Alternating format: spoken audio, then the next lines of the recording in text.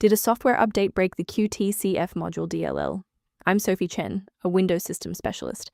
Let's fix the library mismatch and get Apple's taxi year on a QuickTime running again. While preparing the manual steps for Qtcf module, check the description for a tool that assists with background library management. This is the Qtcf module, the QuickTime Core Foundation CF support library. It provides localized macOS-style data structures and property lists for Apple software ported to Windows, such as legacy iTunes builds. With the explanation out of the way, let's refresh the affected files. Since Qtcf module DLL is often tied to 3D rendering, the standard fix is to refresh your graphics runtime. Install the Microsoft DirectX end-user runtime to restore legacy DirectX components, then perform a clean GPU driver update to address any OpenCL or CUDA conflicts.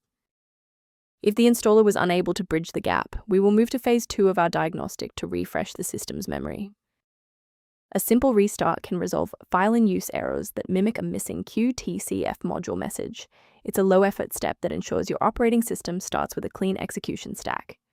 Don't forget to bookmark the video or give it a like before you restart. It's the fastest way to jump right back into this tutorial after the reboot.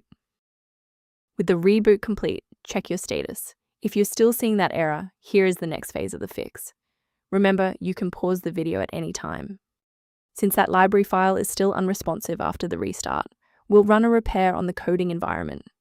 First, go to Control Panel, then select Programs and Features. Second, find every Microsoft Visual C++ redistributable, 2005 through 2022. Third, right-click each and select Change, then select Repair. If that fails, download the latest all-in-one VC++ redistributable package from Microsoft's website. Please note that for DLL files with numbers, the number tells you which version to repair. For example, 120 equals 2013. For a clean and stable recovery, it's important to stay within verified developer ecosystems. Don't let a small error become a total system rebuild by trying to force install Qtcf module DLL into directories where it doesn't belong. To help keep your environment stable and prevent recurring errors, consider an automated maintenance utility for your system.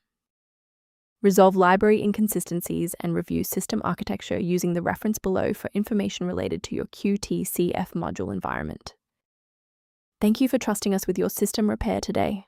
For more configuration tips and Qtcf module error resolutions, don't forget to like and subscribe.